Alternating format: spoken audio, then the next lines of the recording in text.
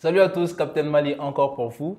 Alors aujourd'hui, on est avec l'un des plus grands réalisateurs de ce pays-là. Vous allez voir ses œuvres partout sur YouTube, sur Facebook et même des fois sur Snap, tout ça. On a Alassane Diallo avec nous. Alors on va parler de beaucoup de choses. On va parler de réalisation, on va parler de voyage, on va parler de quoi on va parler, boss?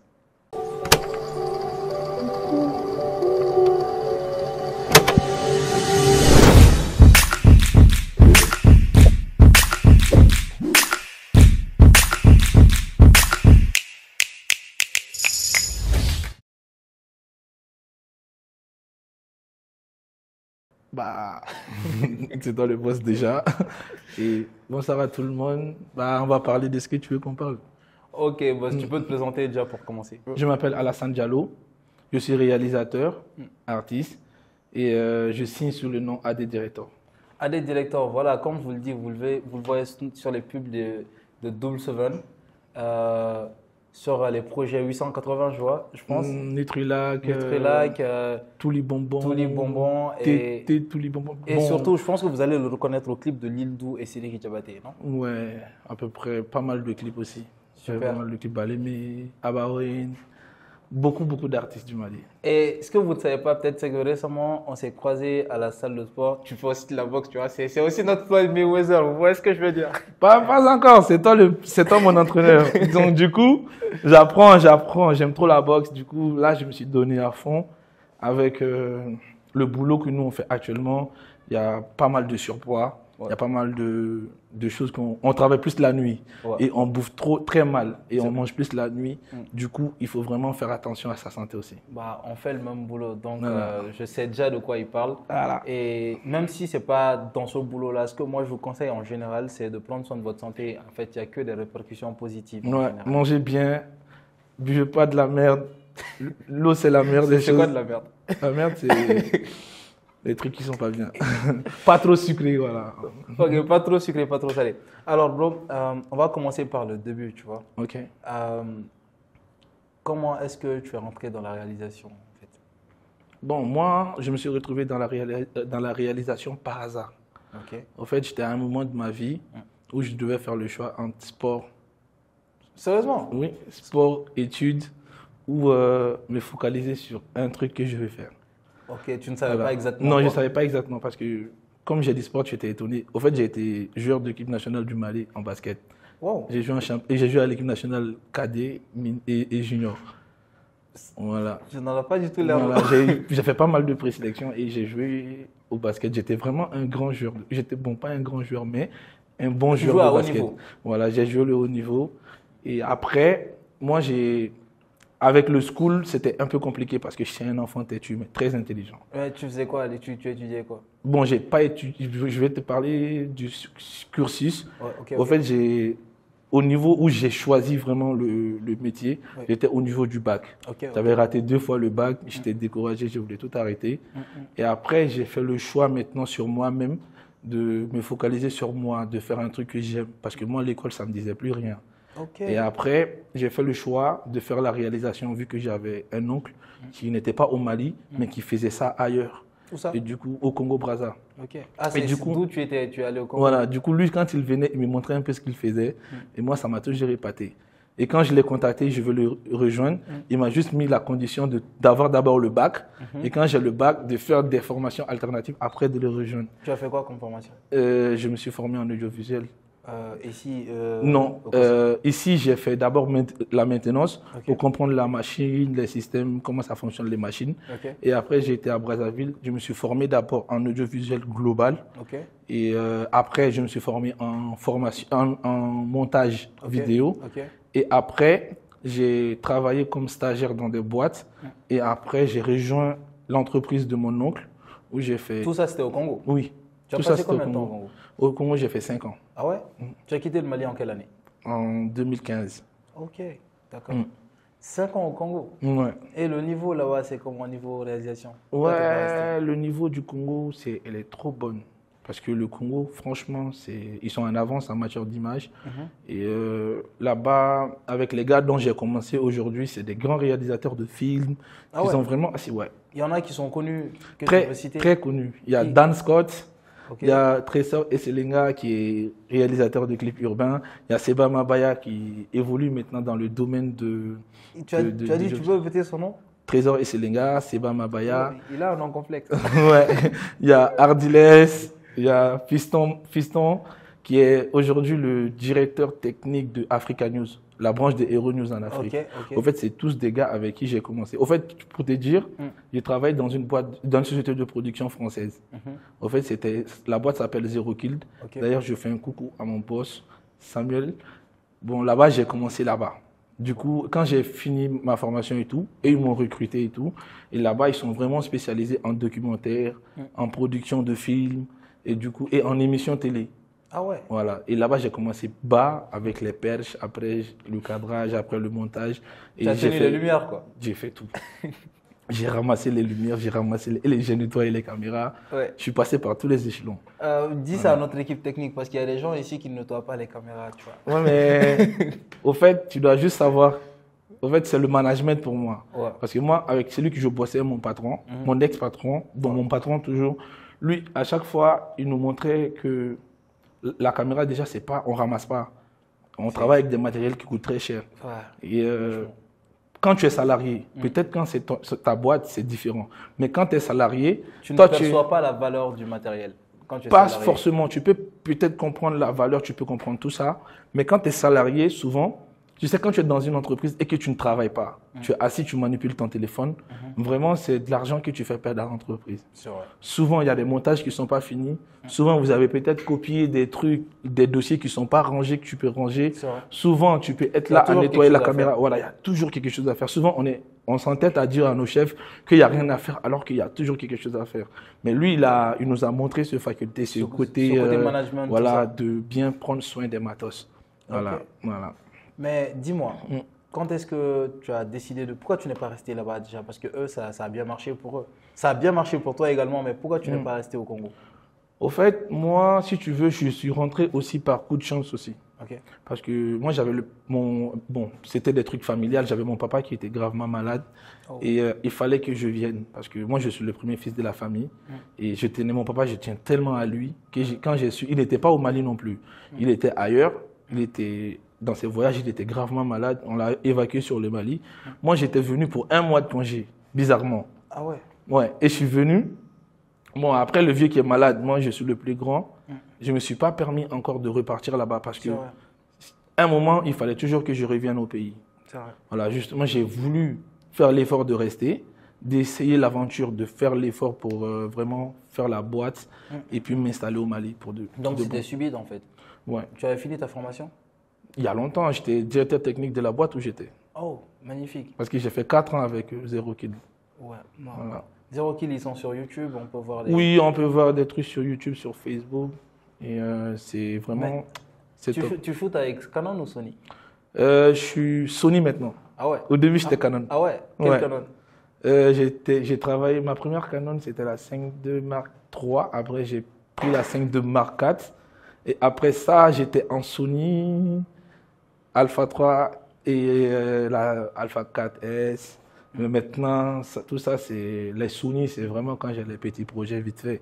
Mais je shoot plus en black et en red ou en Blackmagic. Blackmagic. Blackmagic Sika. Sika Pro. Super.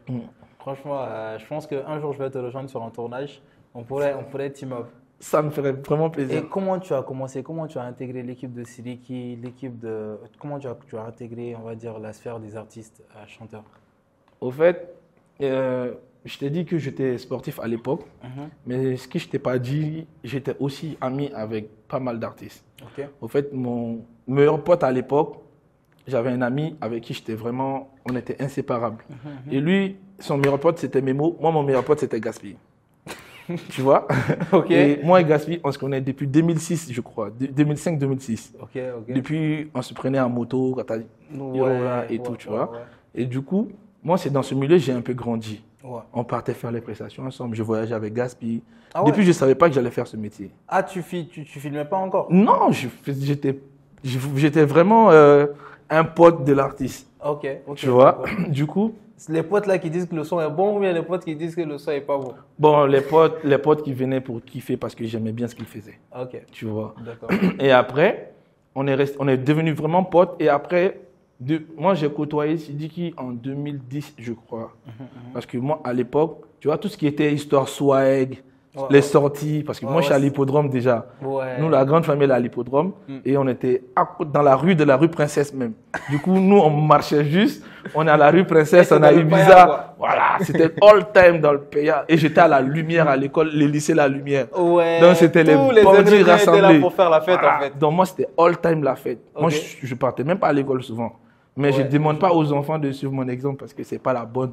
Mais il faut le préciser parce que très souvent maintenant, les gens se disent que l'école, ce n'est pas la solution alors que c'est discutable. Ça. Voilà, c'est discutable. Mais après, il ne faut pas non plus véhiculer quand tu es une personnalité suivie. Quand tu es une personne suivie et tout, c'est vrai qu'il faut prendre des pincettes. Voilà. Alors, ce que Alassane a à vous dire aujourd'hui, c'est que les gars partaient à l'école. Il y a des exemples exceptionnels comme lui, mais il y a des gens qui ont été sur cette voie-là, mais moi, par exemple, j'ai pas fait d'université. Après mon bac, j'ai fait des formations. Et quand j'ai commencé vraiment le boulot vraiment professionnellement, moi, comme j'aimais toujours les documentaires, moi, je me suis spécialisé en réalisation documentaire. Ah oui. Je suis documentariste de formation. C'est pour dire que c'est pas obligatoirement ce cursus-là qui fait académique.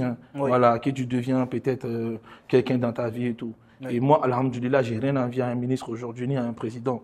Alhamdoulilah, je gagne bien ma vie. Je suis dans ce que j'aime surtout. Tu n'as pas l'impression de travailler dans ton quotidien? Moi, je suis tout le temps, quand il y a un tournage, je suis en train de m'éclater. Ça veut dire que en fait, ce n'est pas forcément la formation académique la solution, mais il faut quand même de la formation. Bien sûr. Il ne faut pas se lever un jour pour prétendre à n'importe quoi que ce soit. Pour tout ce que vous voulez faire, ne négligez pas la formation. Steve, pour ne pas te couper, au fait, aujourd'hui, c'est ce problème qu'on raconte un peu au Mali. On a pas mal de jeunes qui s'élèvent aujourd'hui. Ils vont sur Photoshop, ils se font un petit logo, ils s'appellent autoréalisateurs, tout ça, tu vois. C'est trop dangereux. C'est dangereux dans le sens où tu vas faire un métier que tu ne maîtrises pas. Tu vas aller te donner des titres que tu ne maîtrises pas. Et dans notre métier, tu sais bien que la crédibilité, c'est la base de toutes choses. Et nous, ici au Mali, il y a ce côté qui nous manque. Moi, déjà, ayant la chance de voyager, par exemple, avec pas mal d'artistes, à voyager dans pas mal de pays, à travailler avec beaucoup de réalisateurs de différents pays, surtout les réalisateurs en Côte d'Ivoire, je vois comment ils tournent, je vois comment ça fonctionne chez eux. On est très loin de ça. On est très loin de ça, Steve. Et moi, quand j'ai décidé de rester au Mali, réellement, le truc, c'était quoi? Quand je suis venu pour mon papa, il était malade. Après, j'étais là, je vois les clips de Sidiki Diabaté. C'était Net Royal qui venait au Mali pour réaliser ces clips. Je voyais les clips de Ibawan, Net Royal, Sans Mac. Net Royal, ils ont commencé quoi? C'est Sans Mac. Oui, c'est vers les 2016-2017. Mais moi, j'étais là en 2019. Et en 2019, lui, c'était le phénomène de la mode. Il était tout le temps ici à Bamako. Il y avait les Ti, il y avait les Français, ils étaient là. Mais lui, il réalise les clips des artistes maliens. Mais au fait, Ti, le réalisateur Ti, on est tellement potes. Moi, je l'appelais tout le temps, je lui demandais, mais comment il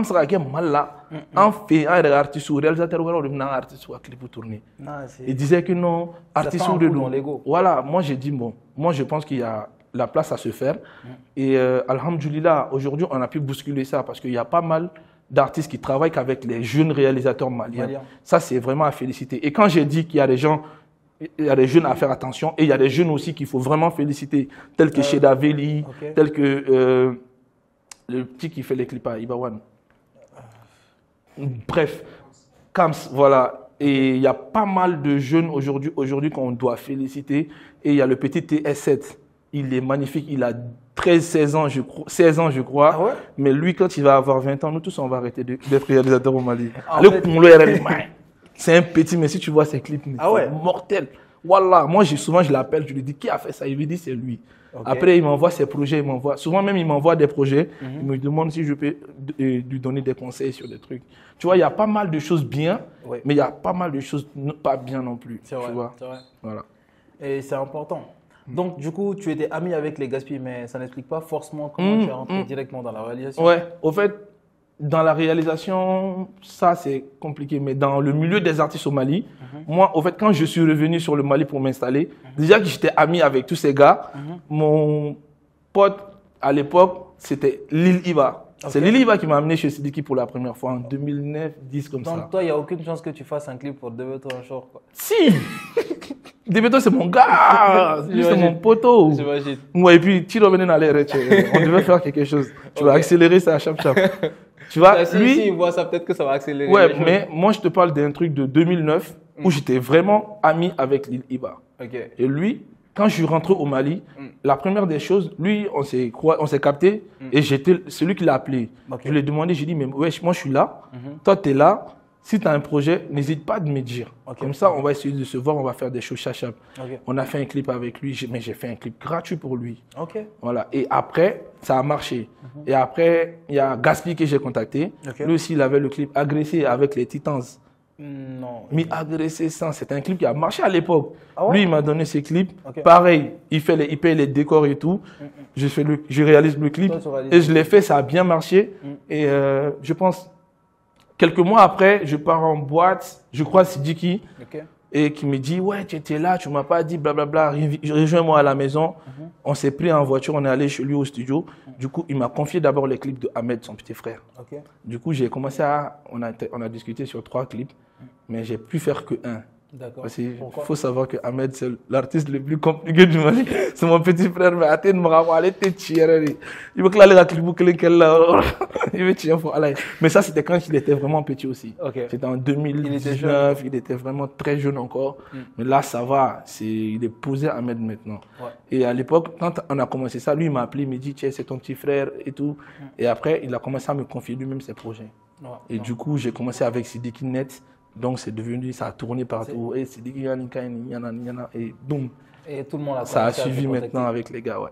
Mais dis-moi, moi je suis dans la production depuis un moment déjà, mais je n'ai pas encore réalisé de clip. Ouais. Je ne me suis pas encore intéressé à cette niche-là. Ouais. Mais moi, quand je discute avec les gens qui font des projets avec les rappeurs et tout, et les artistes en général, ils se plaignent beaucoup. Pour toi, ça vient d'où? Moi, ça vient du côté professionnalisme. Ok. Nos artistes ne sont pas professionnels. D'accord. C'est difficile à le dire et c'est difficile à l'entendre. Oui, c'est Mais vrai il faut que- vraiment qu'on souligne ce côté. Nos artistes, au fait, ils travaillent dans l'aveuglette. Ok. Quelqu'un il va se lever, il va aller au studio. Bigi Terega doit faire son Jara, woum, il t'appelle. Ouais, clip quand à 500, viens. Au fait, il n'y a rien de Il n'y a structuré. pas de, Voilà. pas de structuration. Par exemple, avec les artistes de l'Afrique centrale, par exemple, c'est des gars, ils savent, je dois faire un album, Ok. je dois faire 12 titres.